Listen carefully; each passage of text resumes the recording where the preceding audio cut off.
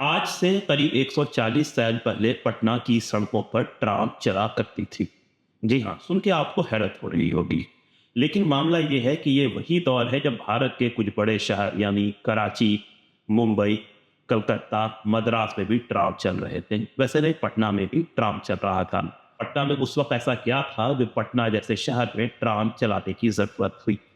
तो मसला ये है कि पटना, आज का जो पटना है वो उस जमाने में बांकीपुर था। लेकिन उस जमाने में जो पटना था वो आज का पटना साहिब है। यानी एक जगह जो पटना साहिब है वहां पर हिंदुस्तानी लोग पहले से रहते आ रहे थे। वहीं पर बांकीपुर का जो इलाका है उसे अंग्रेजों ने बसाया और 19वीं सदी में उस इलाके को अंग्रेज डेवलप कर रहे थे। वैसे में पुराने पटना को नए पटने के साथ जोड़ने के लिए ये जरूरी हो गया था कि एक ऐसा ट्रांसपोर्टेशन का सिस्टम हो जो दोनों को आपस में बहुत नजदीक से जोड़े। तो वैसे में जो पहली कोशिश हुई इन दोनों जगह को जोड़ने के लिए, उसका एक अहम पड़ाव ट्राम था।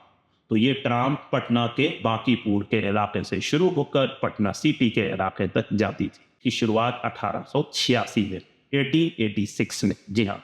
और ये ट्राम सेवा 1903 में बंद भी हो गया। इसकी वजह यह है कि पटना के लोगों की ये खूबी है कि जब कोई नई चीज आती है तो उसके तरफ बहुत तेजी से माइल होते हैं, अट्रैक्ट होते हैं।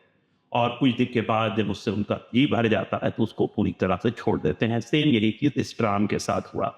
तो ये ट्राम बंद होने का रीजन एक और भी है। कलकत्ता में जैसे ट्राम है उसके साथ इनोवेशन होते रहा। शुरू में वो ट्राम घोड़े से खींचा जाता था, बाद में उसमें इलेक्ट्रिसिटी लाई गई और फिर वो आज तक मौजूद है। लेकिन पटना में जो ट्राम था वो उस जमाने में घोड़े से खींचा जाता था और घोड़े ही से खींचा ही जाता रहा और उसमें किसी तरह का इनोवेशन करने की कोशिश नहीं की गई। तो ये भी उसके डाउनफॉल होने का एक बहुत बड़ा रीजन रहा है।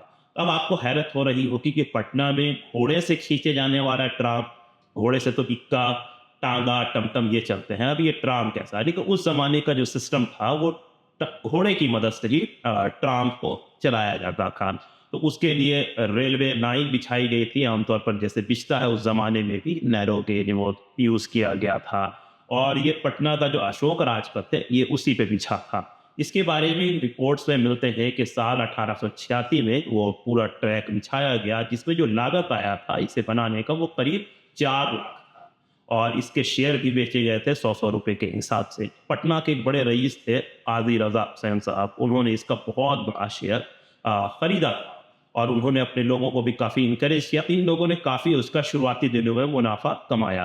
लेकिन होता यह है कि धीरे धीरे और नई चीजें आ जाती है। वैसे मैं उस जमाने में टांगा, इक्का, टमटम, बैलगाड़ी जैसी चीजें की आ गई और लोगों में आम हुई, जिस वजह कर ये ट्राम सेवा धीरे धीरे मुनाफे से नुकसान की तरफ जाता रहा। और साल 1903 में आखिर ये ट्राम सेवा बंद, जिसके बाद इसकी पटरी तक को उखाड़ कर बेच दिया गया। कुछ घरों में उसके पटरी का इस्तेमाल कर घर की छतों को बनाया गया है। तो इस तरह से पटना में जो ट्राम का इतिहास है वो पूरी तरह से खत्म हो गया। कुछ पुराने रिपोर्ट्स, पुरानी तस्वीर में ही उस ट्राम का जिक्र, उस ट्राम के बारे में हमें जानने को मिलता है।